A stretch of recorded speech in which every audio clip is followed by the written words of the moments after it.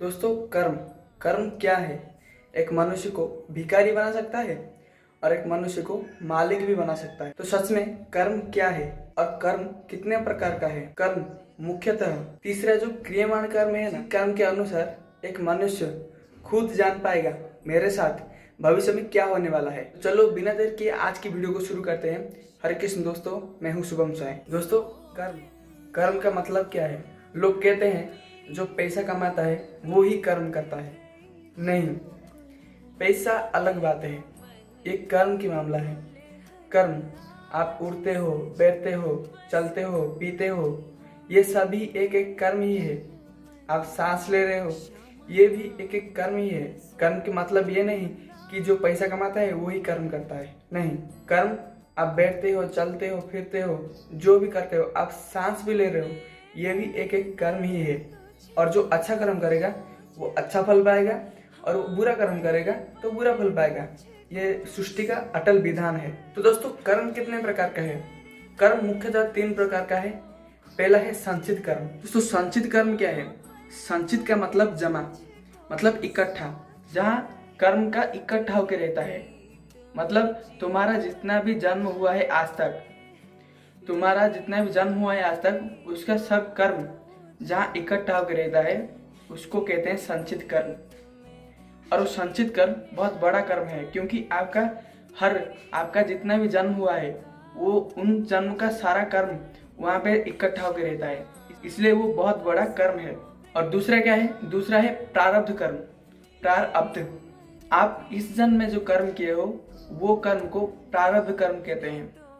और वो प्रारब्ध कर्म संचित कर्म का एक भाग है।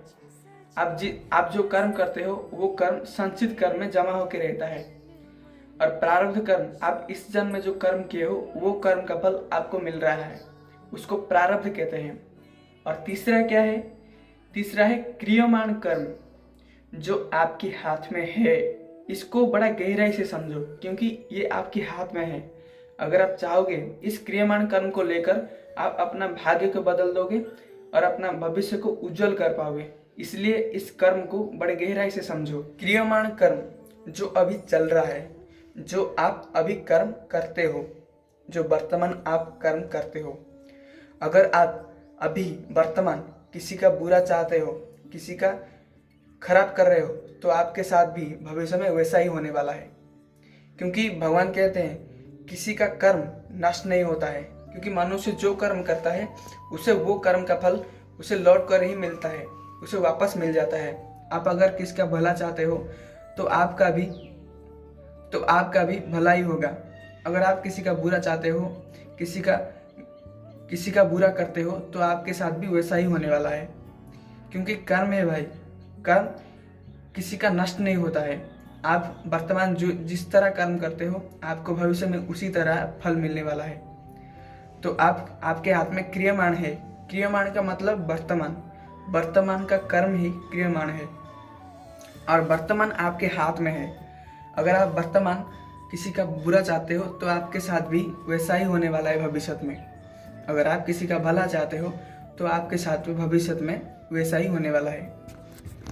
इसलिए अगर आप किसी का बुरा करते हो तो आप समझ लो आपके साथ भी भविष्य में वैसा ही होने वाला है। सोच समझ कर करो, क्योंकि क्रियमाण आपके हाथ में है।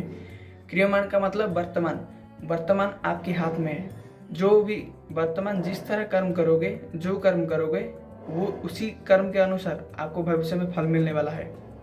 आपके प्रारब्ध में वैसा ही भगवान लिख देंगे, क्योंकि कर्म के अनुसार ही आपका भाग्य गठन होता है।